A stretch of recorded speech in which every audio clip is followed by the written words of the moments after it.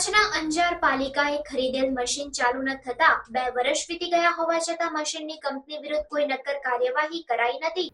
દાદા ₹48,50,990નું મશીન ખરાબ નીકળ્યું. કચ્છના અંજાર પાલિકાએ 8 ઓક્ટોબર 2021ના રોજ ખરીદેલ જેટિંગ કમ સેક્શન મશીન પહેલા જ દિવસે શરૂ ન થયું. સમગ્ર મામલે તપાસ સમિતિ નિમાઈ હતી, જેમાં કાર્યરત અંજાર પાલિકાના પ્રમુખ વી કોદરાણી પણ હતા.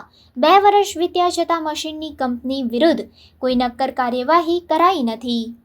સામાન્ય સભામાં પણ આ મશીન બાબતે 4 જણાની નિયુક્તિ કરવામાં આવી છે બોર્ડ દ્વારા. હવે સર્વાનુમતે બોર્ડ દ્વારા નિર્ણય કરવામાં આવતો હોય તો એ 4 જણા આ મશીનના ભ્રષ્ટાચારના આરોપી જ કહેવાય, કારણ કે એના દ્વારા પણ કાંઈ કામગીરી કરવામાં નથી આવી. એ જે 4 જણાને નિયુક્તિ કરવામાં આવી હતી એ લોકોએ કોઈ જાતની કામગીરી કરી નથી કોઈ રિપોર્ટ આપ્યો પોતાનો નિર્ણયનો. ત્યારબાદ હજી પણ એ મશીન ચાલુ છે, રોજ કાંક ને કાંક વાંધા હોય છે.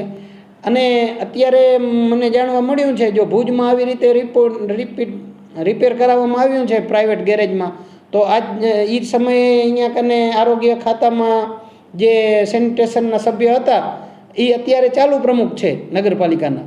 એટલે આ ગોળને ખોળ બધું સરખું એવું વાતાવરણ કરી અને અધિકારી અને પદ અધિકારી બધા મળી અને મોટા પાયે ભ્રષ્ટાચાર આચર્યો છે. એ સમયે પ્રમુખ હતા લીલાવંતીબેન પ્રજાપતિ, ઉપપ્રમુખ હતા બહાદુરસિંહ જાડેજા, શાસક પક્ષ નેતા હતા સુરેશભાઈ ટાંક અને ચીફ ઓફિસર સાહેબ હતા જીગરભાઈ પટેલ.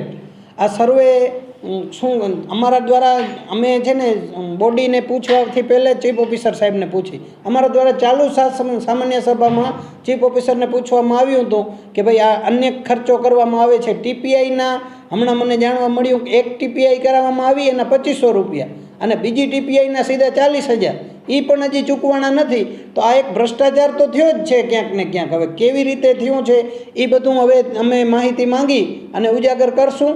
અને હમણાં પણ અત્યારે અંજાર નગરપાલિકામાં કોઈ એવી બાબત નથી કે જ્યાં ભ્રષ્ટાચાર ન થતો હોય.